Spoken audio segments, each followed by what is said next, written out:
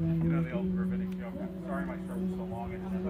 Sorry, the cloud, you go so high. Remember me.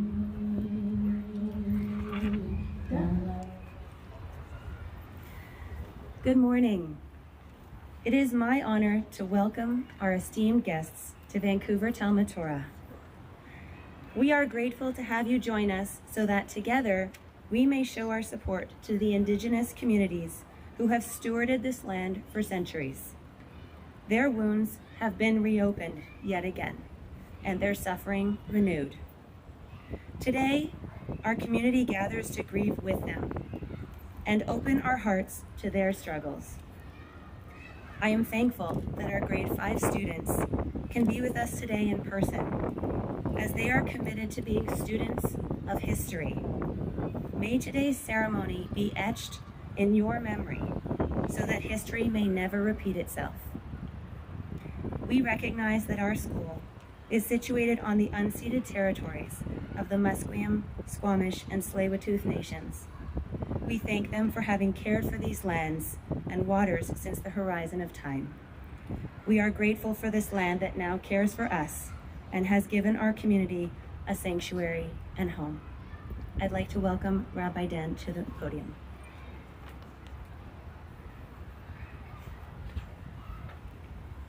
Thank you, Emily. Thank you all who are joining us online, and thank you to our grade 5 students for being here with us. Because of COVID and the requirements of social distancing, we are limited in the number of speakers and dignitaries that could be physically present with us this morning. And we welcome all of those who are able to be here, and I'd also like to acknowledge those who are joining us virtually: Michael Lee, the MLA from Vancouver-Langara, and Kathy McLeod, the MP from Kamloops, Thompson-Caribou. They're joining us via the live stream, and we are honored to have you virtually present. We know that your hearts are joined with ours in this time of tremendous grief and national reflection. We all know, however, that this morning's memorial is not about those of us who are here, physically or virtually. Rather, it's about those 215 souls, children who died in the Kamloops residential school who cannot be here, and the thousands more whose bodies remain to be found. We stand here today on a sports field of an elementary school. The sound of children at play normally fills this space every moment of the day. The silence of this field now cries out to us for those precious children whose childhood was cut short, whose school experience was not like those of Vancouver Talmud Torah students, where students are immersed in their own language and culture and traditions. And our hearts break today not just for the loss of life. They break for the loss of childhood, the loss of innocence, the loss of joy, of play, of family, of heritage that was stolen from those children by the misguided names of our nation. It was a different era. It was a different time, but if our people, the Jewish people, have learned anything from our history of trauma and persecution, it is these words, that those who do not study history are bound to repeat it. Echoed by the warning of the Jewish people from the Holocaust, from the Shoah, never again.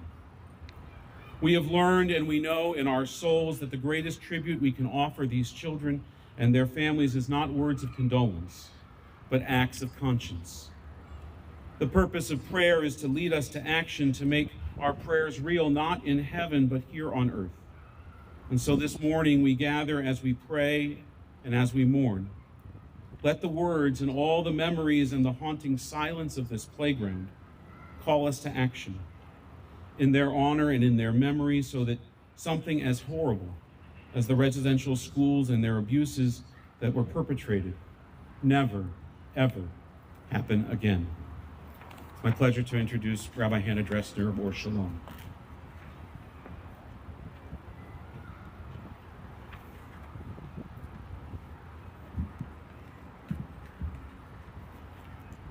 The central credo of Judaism is a declaration of oneness. Shema Yisrael, Adonai Eloheinu, Adonai Echad. Listen, children of Israel, God is God and all is one. You and I, humans and other creatures, animals and land, We are all one, all part of one symbiotic whole. And what hurts the indigenous peoples must hurt me because I'm a neighbor. What hurts indigenous peoples must hurt me because we share a destiny as co-inhabitants of this land, and because we are of the same holy stuff, the same flesh and blood, and the same God breath. May we in the Jewish community dignify survivor stories and witness the endless indigenous tears that must be shed. May we each respond not just in our sentiments, but through ongoing engagement, service, and grace. The residential school experience stripped children of home and familial love, tribal language and dignity, connection to ancestors. But with all the losses, somehow indigenous peoples do not surrender the meaning of land as a source, sustainer, and comfort. So in consolation, I offer an image of the land herself, receiving these child victims in the warm, deep blanket of her sacred embrace. A poem by Abigail Echo Hawk of the Pawnee Nation. When they buried the children, what they didn't know, they were lovingly embraced by the land, held and cradled in a mother's heart. The trees wept for them with the wind. They sang mourning songs their mothers didn't notice sing, bending branches to touch the earth around them. The Creator cried for them, tears falling like rain. Mother Earth held them until they could be found. Now, our voices sing the mourning songs with the trees, with the wind. Light sacred fire, ensure they are never forgotten as we sing justice. Justice is what love looks like in the public sphere. There's no greater commandment than loving our neighbors, our fellows, as ourselves. And so we stand with indigenous fellows in love for justice, for the actualization of recovered records and supportive measures for holistic, multifaceted healing and reparation. I'd like to introduce Rabbi Andrew Rosenblatt of the Shaare Zedek Synagogue.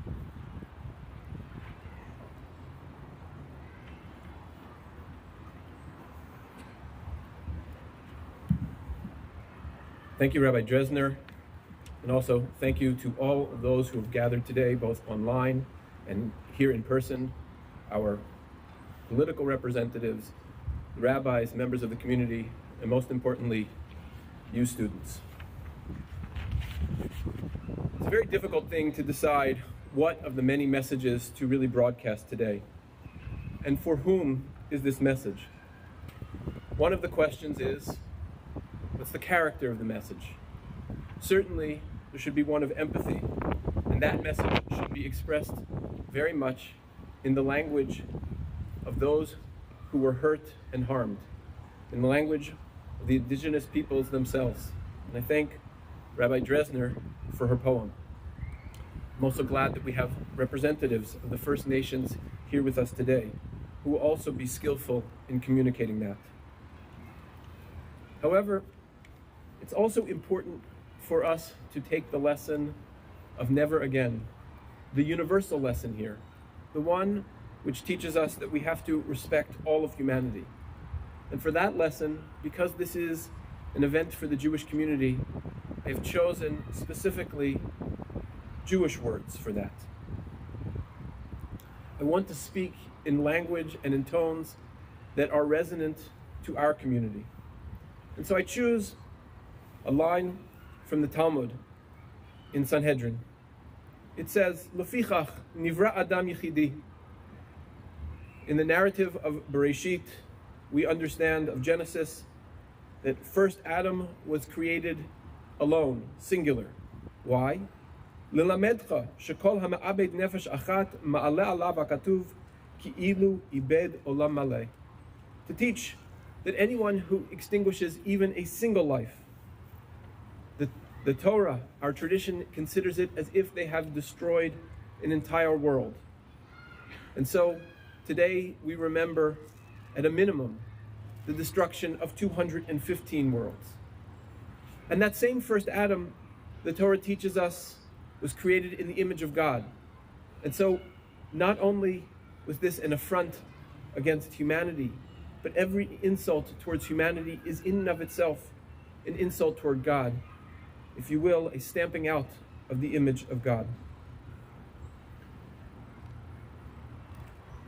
I want us to remember as a community, I want us to appreciate that our tradition teaches us to value every life on this planet, every individual on this planet, as sacred, as sacrosanct, as needing of respect and veneration like we would the divine.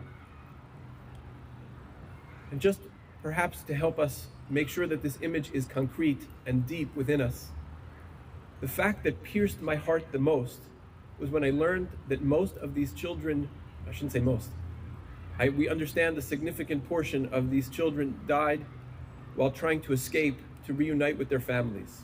They died of exposure in the cold, in the frost, simply trying to do one thing which every human being would feel exactly the same way. They would simply trying to return to their own families. Extend my condolences to the entire First Nations community, to the families, to the relatives, to all those who have lost individuals who disappeared in the residential schools and certainly in the Kamloops residential school. I'm now privileged to introduce a representative from the next generation, Carrie Plotkin, who is going to share some words with us.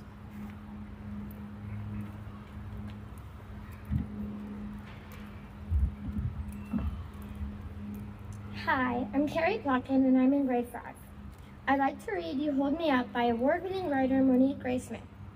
Monique is of Cree, Lakota, and Scottish ancestry whose work has focused on raising the awareness of the resilience of Indigenous people.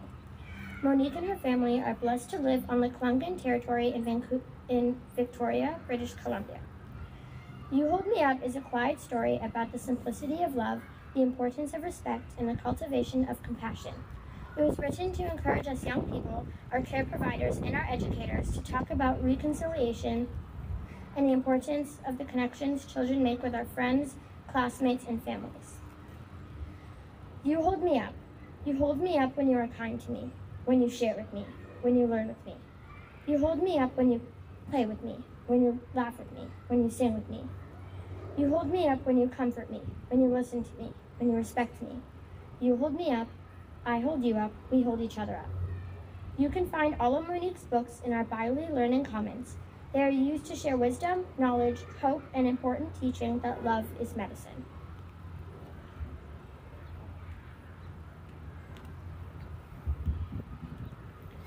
Thank you so much. It's my pleasure and our privilege and honor to introduce our MP for Vancouver Grand, Jody Wilson-Raybould, also a member of the First Nations, to share some words with us this morning.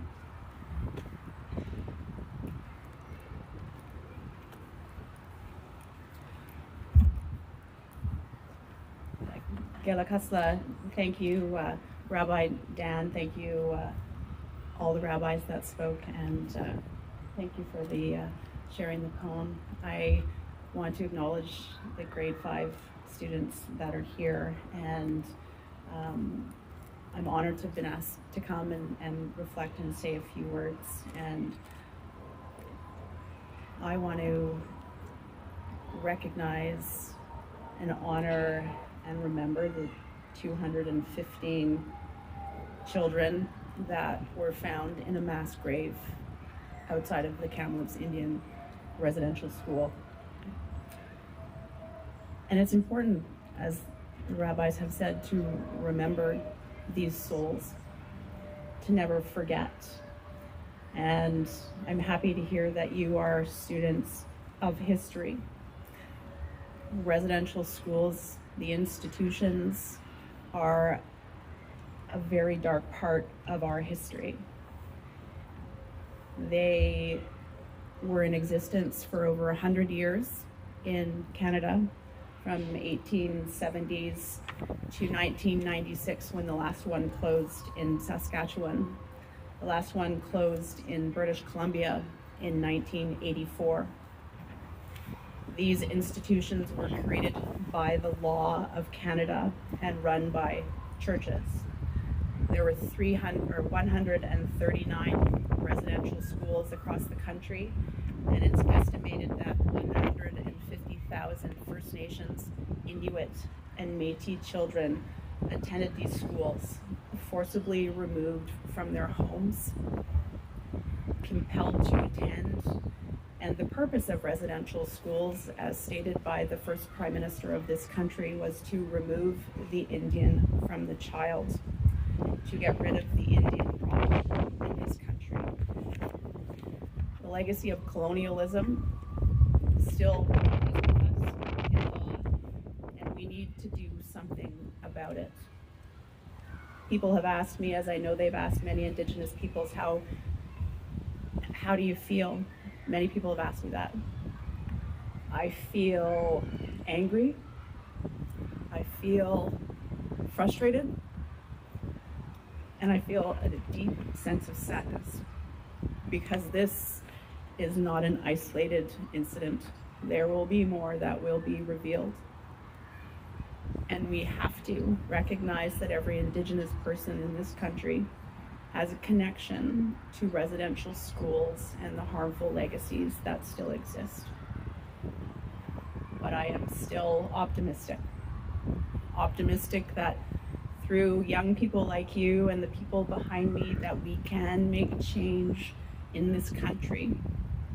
The residential schools were eliminated from the law of Canada, which is the Indian Act, but the Indian Act still exists, so it does say that we can change the laws in this country, as we must. I want to reflect, just in closing, a bit of my personal story. Most of my relatives went to residential schools. My grandmother, Pugladi, was taken away from her home when she was a very young girl and forced to go to the Indian residential school, St. Michael's, in Alert Bay. She faced terrible violence at that school, but she escaped from that school, and she made it home, and she is the knowledge keeper in my nation, the Kwakwaka'wakw, and she passed our knowledge, our traditions, our laws and customs on to me. It's said that Indigenous peoples are resilient, and we truly are. And I look around here and I feel the sense of community. I've heard words like justice and love. In my worldview and our teachings, we are all fundamentally interconnected and interdependent. And we live by principle, and those principles are of equality and inclusion and love and justice. Thank you for hosting this important event. Thank you for joining people across the country in remembrance of the 215 souls in Kamloops and beyond. Yala Kasla, I am witnessing the teachings of my ancestors here today, and I know that we will move forward together. Yala Kasla.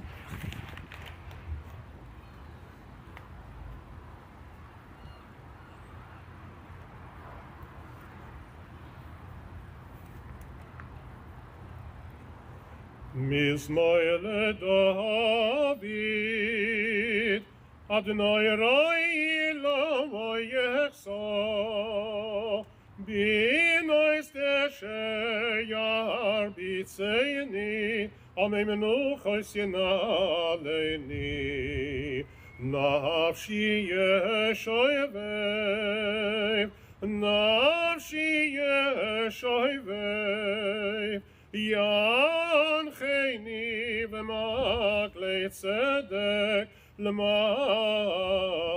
shemoi gam ki yelech b'gevei tzalmoves lo yirara ki ato imodi Shivtecho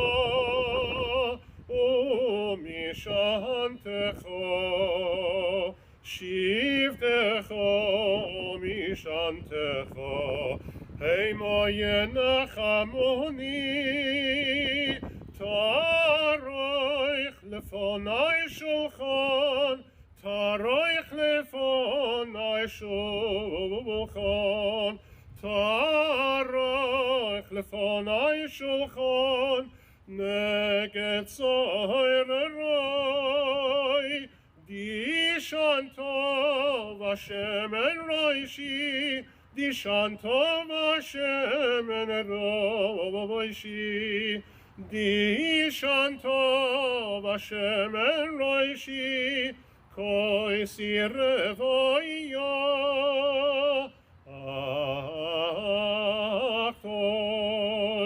אך טוב וחסד ירדפוני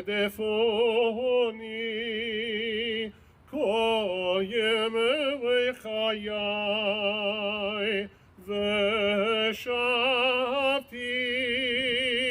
ושבתי בבית אדוני, רי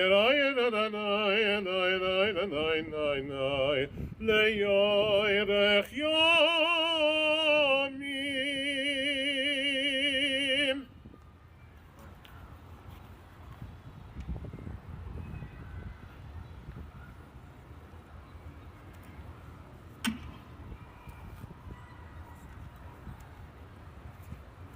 Thank you, Cantor. I want to thank my colleagues and especially Jody for those beautiful words, meaningful. I also want to ask those of you who are in cyber world and with us to bear with me for just a minute as I specifically address these incredible grade 5 students who are here today. You have been absolutely wonderful in your patience and in your ability to listen and to be with us today. You know, grade 5, you are so lucky. If you think about why we are here today, the memory of why we are here today, you have the ability, the opportunity to go to a school that provides you with the richness of the memory of your history, with your tradition, and with your basic sustenance. The children whom we are remembering today were forced to go to schools and to a specific school that ripped away their culture, attempted to take away from them their language, attempted to take them literally away from their families. Today, we are remembering children who have the exact opposite of the opportunities that you have. Indeed, as Jody said before, just a minute ago, we are here to remember children who not only lost their lives, but were taken away from everything that brought comfort to them. Cantor Orzak just sang words of Mizmor David, of the 23rd Psalm. And for me, the most important words of this psalm are those that remind us of comfort, the comfort that we seek today. In English, those words are, "You are my shepherd, I am content. You lead me to rest in sweet grasses, to lie down by the quiet waters. I am refreshed. You lead me down the right path, the path that unwinds in the pattern of your name. And even if I walk through the valley of the shadow of death, I will not fear, for you are with me, comforting me with your rod and your staff, showing me each step. You prepare a table for me in the midst of my adversity, and moisten my head with oil. Surely my cup is overflowing, and goodness and kindness will follow me all the days of my life. And in the long days beyond, I will always live within your house." I'm going to ask that Rabbi Shlomo Gavai of Beit Midrash come and share with us concluding words.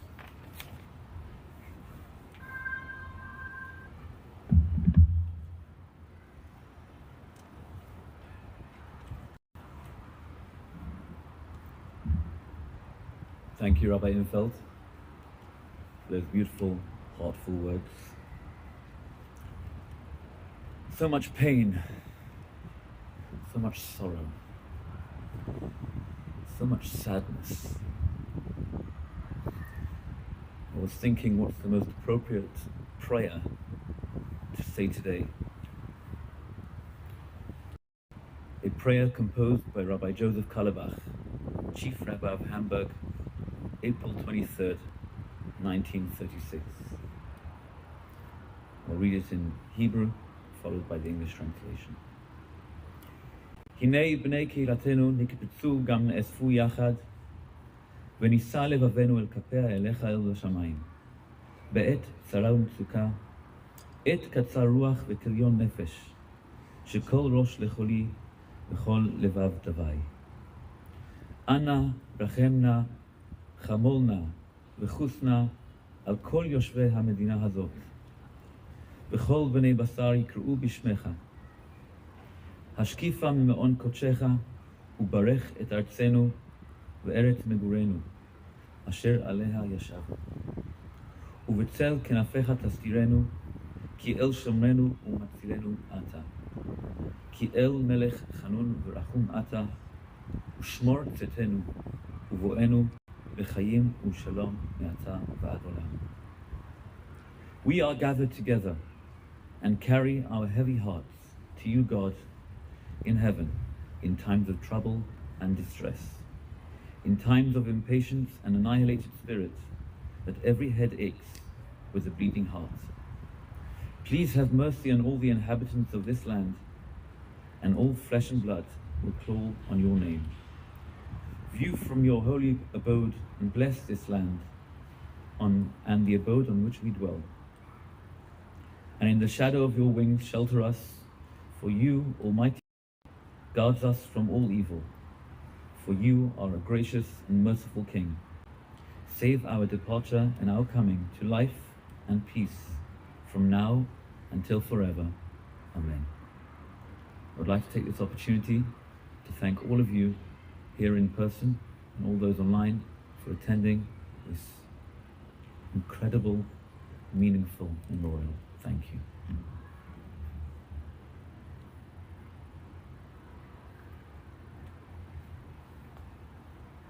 Thank you, grade 5s. I'm going to ask 5A to please stand up and you can go back to your class with your teachers. Thank you for being with us today. 5B, thank you.